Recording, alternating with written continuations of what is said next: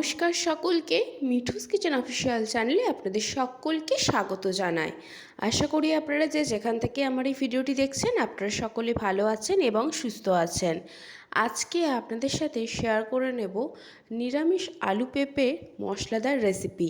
যারা পেঁপে খেতে একদম পছন্দ করেন না তাদেরকেও যদি এই রেসিপিটি বানিয়ে দেন তারাও কিন্তু চেটেপুটে খেয়ে নেবে, এতটাই টেস্টি খেতে হয়।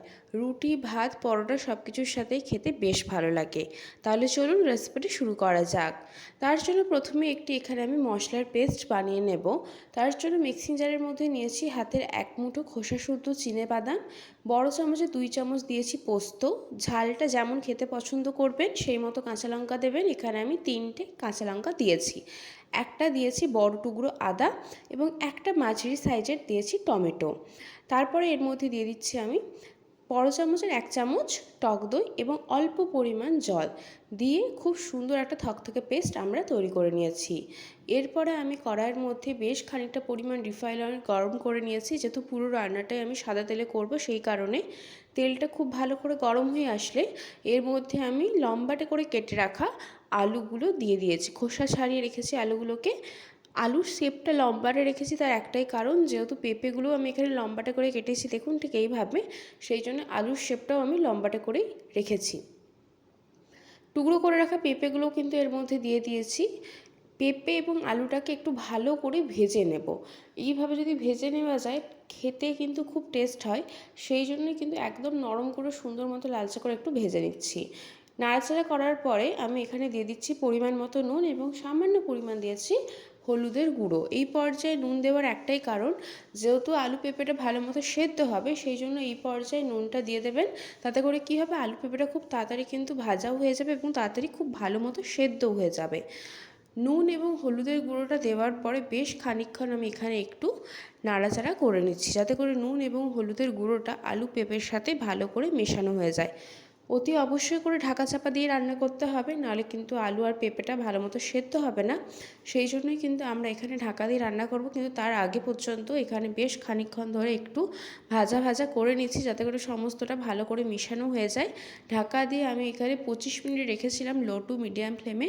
25 মিনিট পর আপনাদেরকে ঢাকা খুলে দেখিয়ে দিচ্ছি প্রায় 50 থেকে 60% আলু পেঁপে ভাজা হয়ে গিয়েছে এবং সেদ্ধও হয়ে গিয়েছে। তাও একবার আমরা ঢাকা দিয়ে দেব, যাতে করে পুরোপুরি ভালো মতো সেদ্ধ এবং ভাজাটা হয়ে যায়। আরও 20 মিনিট লো টু মিডিয়াম ফ্লেমে ঢাকা দিয়ে আমি রেখেছিলাম। 20 মিনিট পর আপনাদেরকে আমি ঢাকা খুলে এখানে দেখিয়ে দিচ্ছি সুন্দর মতো সেদ্ধ এবং ভাজা দুটোই কিন্তু আলু এবং পেঁপে হয়ে গিয়েছে। দেখে আশা করি বুঝতে পারছেন একদমই নরম হয়ে গিয়েছে আলু এবং পেঁপেটা। থেকে বেশি ভাজবার আর প্রয়োজন নেই, যেহেতু দেখেই বোঝা যাচ্ছে সুন্দর করে লালচে লালচে করে কিন্তু আমাদের এখানে আলু এবং পেঁপেটা ভাজা হয়ে গিয়েছে। আমি এখানে আপনাদেরকে একটা পেঁপে কেটে দেখিয়ে দিচ্ছি যে কত সুন্দরভাবে পেঁপেটা সেদ্ধ হয়ে গিয়েছে। দেখুন কত সুন্দরভাবে কিন্তু সেদ্ধ হয়ে গিয়েছে। পেঁপে যখন সেদ্ধ হয়ে গিয়েছে তার মানে বুঝতে হবে আলু ভালো মতোই সেদ্ধ হয়ে গিয়েছে, কারণ পেঁপে সেদ্ধ হতে একটু বেশি সময় লাগে আলুর চাইতে। তারপরে আমি এখানে আলু এবং পেঁপেটা যেটা ভাজা হয়ে গিয়েছে সেটা একটি পাত্রের মধ্যে তুলে একটা সাইডে রেখে দিচ্ছি। যেহেতু আগে বলেছি পুরো রান্নাটা সাদা তেলে করব, সেই ক্ষেত্রে কড়াইয়ের মধ্যে বেশ খানিকটা পরিমাণ আমি এখানে রিফাইন অয়েল বা সাদা তেল গরম করতে বসিয়ে দিয়েছি। তেলটা ভালো মতো গরম হয়ে আসলে এর মধ্যে দিয়ে দিচ্ছি এলাচ, লবঙ্গ, দারচিনি ফোড়নে। ফোড়নটা দেওয়ার পর আমরা যে মশলার পেস্টটা তৈরি করে রেখেছিলাম সেই পেস্টটা কিন্তু এর মধ্যে দিয়ে দেব। এটা কিন্তু পুরোপুরি একটা নিরামিষ রান্না। যারা পেঁপে খেতে একদম পছন্দ করেন না তারা একবার হলেও এই রেসিপিটা ট্রাই করে দেখতে পারেন। আশা করব তাদের ভীষণ ভালো লাগবে, ভাতের সাথেও ভালো লাগে, রুটি পরোটার সাথে খুবই ভালো লাগে খেতে। অবশ্যই করে বাড়িতে একবার বানিয়ে দেখতে পারেন এইভাবে আলু পেঁপের একটি রেসিপি। তারপরে মশলাটা দিয়ে দেওয়ার পর গ্যাসের ফ্লেমটা একদম লোতে রাখবেন। যেহেতু বাদাম পোস্ত রয়েছে, মিডিয়াম টু হাই ফ্লেমে থাকলে কড়াইয়ের গায়ে লেগে যাওয়ার চান্স থাকতে পারে। সেক্ষেত্রে গ্যাসের ফ্লেম একদম লোতে রেখে, যেহেতু আদা রয়েছে এর মধ্যে, আদার কাঁচা ভাবটা যাতে চলে যায়, গন্ধটা যাতে না থাকে, সেই জন্য খুব ভালো করে একটু কষিয়ে নিয়েছি। তারপরে সমস্ত গুঁড়ো মশলা যা যা দেওয়া সেগুলো দিয়ে দিচ্ছি। দিয়েছি পরিমাণ মতো নুন, সামান্য পরিমাণ দিয়েছি ধনের গুঁড়ো, সামান্য পরিমাণ দিয়েছি জিরের গুঁড়ো, কালারের জন্য দিয়েছি বেশ খানিকটা পরিমাণ কাশ্মীরি লঙ্কার গুঁড়ো, পরিমাণ মতো নুন দিয়েছি। তারপরে আমি এর মধ্যে দিয়ে দিচ্ছি বেশ খানিকটা পরিমাণ আমি আগেই বলেছি লাল লঙ্কার গুঁড়ো আমি এখানে ব্যবহার করছি না, যেহেতু কাঁচা লঙ্কা রয়েছে সেই ক্ষেত্রে আপনারা চাইলে এখানে দিতে পারেন। আমি অফ ক্যামেরা অল্প একটু লাল লঙ্কার গুঁড়ো দিয়েছিলাম, যদি ঝালটা খেতে পছন্দ করেন সেই ক্ষেত্রে দিতে পারেন। তারপরে এখানে খুব ভালো করে সমস্ত মশলার সাথে এই মশলাটাকে কষিয়ে নেব যতক্ষণ অবধি মশলাটা ভালো মতো কষানো হচ্ছে। মশলা কিন্তু কষানো হয়ে গিয়েছে, ঠিক এই পর্যায়ে আমি দিয়ে দিলাম ভেজে রাখা আলু এবং পেঁপেটা। আলু পেঁপেটা দেওয়ার পরও কিন্তু মশলার সাথে খুব ভালো করে কষাতে হবে। যত ভালো কষানো হবে যে কোনো রান্নাই হোক ততই কিন্তু টেস্ট বেশি হয়। সেক্ষেত্রে এখানে আলু এবং পেঁপেটাকেও খুব সুন্দর করে কিন্তু মশলার সাথে কষিয়ে নিয়েছি। আর এই রেসিপির গ্রেভি কিন্তু খুব একটা বেশি হয় না, একদম মাখো মাখো হয়, সেমি গ্রেভি টাইপের। তাই গ্রেভি যদি আপনারা বেশি করতে চান সেক্ষেত্রে বেশি পরিমাণে জল দিতে পারেন। তবে বেশি গ্রেভি কিন্তু এই রেসিপিতে খুব একটা ভালো লাগে না, একটু মাখো মাখো হলেই খেতে ভালো লাগে। তার জন্য এখানে আমি মশলার সাথে আলু এবং পেঁপেটাকে খুব ভালো মতো কষিয়ে নিয়েছি।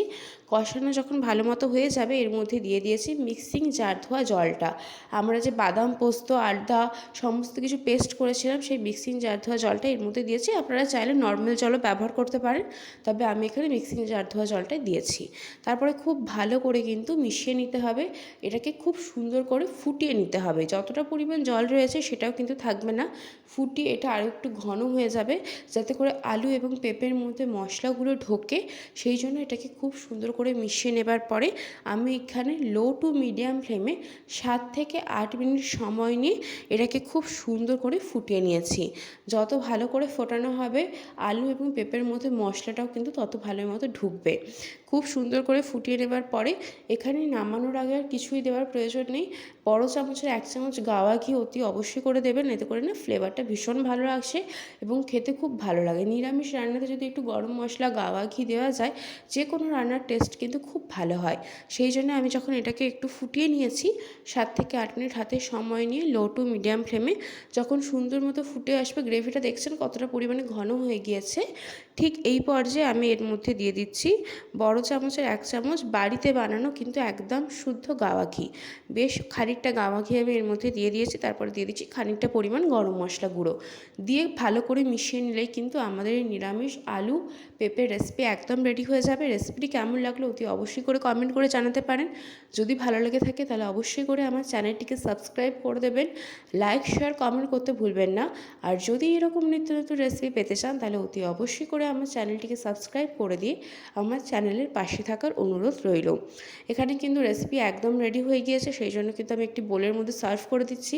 বাড়িতে এইভাবে নিরামিষ আলু পেঁপের রেসিপি বানিয়েছেন কি না সেটাও কিন্তু কমেন্ট করে জানাতে পারেন। আর যদি বানিয়ে থাকেন আপনাদের এই রেসিপিটি কেমন লাগে সেটাও কমেন্ট করে জানাতে পারেন।